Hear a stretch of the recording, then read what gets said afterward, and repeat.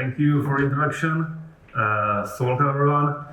First of all, if you can raise your hand, who of you is an auditor or security researcher?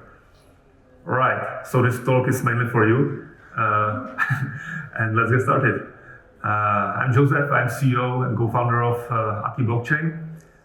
We are a cybersecurity company, we are auditors, and we believe that the good auditors are auditing, the best auditors are writing open source. So we are trying to write open source for every one of you, and that will help you in your careers, even if you are working on any other company / platform or being solo. So yeah, we are working with some big names in the industry, namely Safe or lately, for example, Lido, and we get some grants from Coinbase or Ethereum Foundation, from Solana Foundation. So we are really happy these all players basically support us in the mission to create the best open source tooling. And the tool is called Wake Framework. And we tried to basically create one tool that would integrate all the possible tools that were there previously, or the features of previous tools, because this allows a lot of new vertical integrations. And we also are very Python maxis, so we wanted to have a very strong framework that's written in Python. So what does it do? First of all, some static analysis. So if you're familiar with Slither, basically, we have detectors as well. We also have for the auditors something we call printers. So I will show it later what it is. We also have a testing framework. So we were using Brownie back in the day, but Brownie is not anymore in the business. And we believe that it's better to write tests in different language that is the language is being tested. So that's, for example, the reason we are not using Foundry, because we believe that if you write tests in Solidity, you make the same mistake as you did in the implementation. So that's why we are writing the tests in Python and we are testing Solidity. There are two approaches. Someone thinks this is better. The other guys think that it's not the best approach. So we believe in this approach. And also Python is very fast in writing code, and the ecosystem is so mature and it's much more powerful language than Solidity. So we are writing much faster the test cases in Python than if it would be in Solidity. And plus, in Solidity, there's no clear debugger right now. There are some ways to create one, but we transform this problem because Wake works that way that as you initialize the framework, it creates a PyTypes model of the Solidity contract in Python, which basically means we are testing Python code, which means we can use Python debugger. So this is basically how we transform the problem of debugging Solidity contracts. And then you can write, of course, unit tests, integration tests, and we are very focused on fuzzing. So as was said here, fuzzing is very hard to set up. So this is exactly the problem that we are trying to solve. And we support cross-chain testing and also fork testing, which is very important because all the projects have some integrations, and when the integration is only mocked, it's not that strong. So we always throw the chain and are testing the real data from the chain. And as a plus, there's a language server, and I'll show you later what can it do. So there are some of the outputs. So first, the static analysis. This is CLI output of a detection. So you can see it's a kind of a pretty formatted output of a detector. You can see the severity here. You can see some comment, and there's the line with the probably misbehaving code. And we also have specific detectors such as ERC4337, but there's no time to deep dive into that. We did a quick benchmark on one of the detectors, so I'm not telling this is a benchmark of the whole tool. It's one detector on 50 random contracts, which is also a very small suite. But our goal is to have the lowest possible false positive ratio. So we are not telling that the detectors detect everything, but we are telling that they are precise. Because of course, when you are using the tool, you don't want to have 1 kilometer of output on the console with false positives. So this is how we are focusing. It's called precision, and our goal is to have the best precision in the industry, which at least on this small test suite looks like we are getting there. The printers, they are extremely useful for auditors because it allows, as it's called, to print some information about the code. So for example, here we have a printer that prints just the storage layout, so you can see like nicely formatted storage of the contract. And now about the testing framework, how to write tests in Wake. So as I said, it's in Python. So this is how the test looks like. So basically we are interacting with a Python contract or Python code that represents the Solidity contract. And on the background, it's calling Anvil as a development chain. But this is that easy are the tests to write. And of course, as we are in the Python environment, there works all the code suggestions and highlighting and everything that like it. This is the debugging possibilities. So basically, we can debug code traces using the Python tooling. And this should have been a video which did not present. So I'll just describe that. The Python debugger IPDB is working with this. So yeah, no video.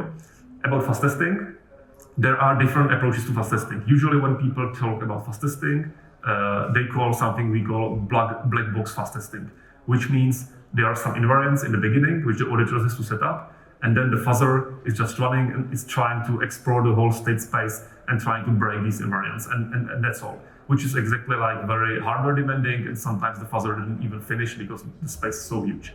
In our case, we do something we call guided fuzz testing, which means more inputs from the auditor/tester/developer, and it means to define the invariants as well, but also we define something that's called flows, which basically instructs the fuzzer where should it fuzz. So basically, flow is a transfer, a token aid from one contract to the another. And this is something that allows us to have a really effective fuzzing campaigns that take like hours, not days. But of course, the drawback is that the developer has to write the fuzz test. In our case, it's also helping very much to discover some other vulnerabilities, because as the auditor is writing the fuzz test, he has to think about the contract, and it helps him to discover some issues that, for example, the fuzzer would not discover. But as the auditor is thinking about the code, during writing the fuzz test, he discovers the issue. And with fuzz testing, we can do much more magic. One of my favorite picks is differential fuzz testing, which basically is used for example, in DeFi. So how we approach is that, for example, when there's some compound interest calculation in the contract, we just re-implement the formula from the documentation in Python. That's like one implementation. Then we take the implementation which is in the Solidity contract, and then we run a fuzz test over both implementations, and we are just looking if they are returning the same numbers. That's the easiest way how to debug some heavy mathematics, because if they are returning something different, it means something is not working, either the model or the contract or documentation. This is kind of like quick overview about the other tools. I will skip this slide, but if you want to take a picture, you can. So basically, this is how we think we are positioned between the other fuzzers. And what about the performance? Python, it could mean that it's slow, so we try to run some benchmarks. But first of all, how does it work? This is the basic list of discovered vulnerabilities using Wake framework, not by the manual code review. So you just proved it by the framework in the last 1 or 2 quarters. So you can see we already have some criticals in IPOR, which is a DeFi protocol. We discovered mediums in Lido, for example, in Axelar, high in Brahma, high in Solidity. So it kind of works to discover vulnerabilities. And this is the performance. So to be sure about the performance, we just have taken the test suite of Ubisoft V3, which is a 371 tests, and we implemented this test suite in Wake, and we also implemented it in Brownie and Ape. So very massive test suite, and we just run these tests over 3 development chains, Anvil, Hardhat, and Garage, with the 4 tools, Brownie, Ape, Hardhat, and Wake. And the result is that when we are testing with Wake on Anvil, we are the fastest testing framework. And test execution is very critical, because the test should be in a CI/CD pipeline, and when the CI/CD pipeline takes minutes because of the test, so usually someone turns them off. So in our case, it's 3 seconds to run the whole test suite for Ubisoft V3. We have over 10x on Brownie. This is again some kind of like overview of the features of single frameworks, how at least we are positioned in the industry. And I said there's something extra, the language server protocol. So what is it? Language server protocol is basically a protocol that is used by IDS, such as VS Code, to communicate with some tooling. And thanks to this implementation, we were able to create an extension that's basically natively communicating with the framework. The extension is called Tools for Solidity. You can install it free on the marketplace. Wake is, of course, free as well. It's open source. And how does it look like? So for the vulnerability detectors, here you can see that like on the left side of the development environment, you have the Tools for Solidity wake detections, and it's just highlighting all the possible issues.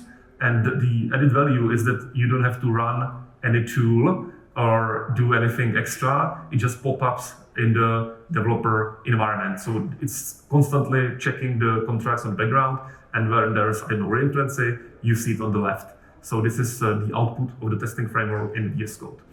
And this is how it looks like when we discover an issue. So it just uses the native red underline, hey, here's a possible reentrancy, have a look at it. And also printers, as I said, are very practical for the auditors. So here the animation works. And you can see, for example, like a printer of all external and public functions in one click. So if you click on the functions on the right, you see in the native dialog of VS Code all the external calls, which is also very helpful with auditing. We are highlighting test coverage. So when the tests are written properly, you see it like a green check in the code. And yeah, again, some comparison how we see the extension compared to other extensions. So we are the newest one, so we are focused both on development and security, which is kind of like the unique things. And now we are growing slowly numbers. So if you would like to try that, here are some resources. So we have a very good documentation. We have some work examples of Ethernaut. You can also check some of our existing test suites that are written in Wake. One is for Lido Stonks, one was for Solidity. And here you can just try it.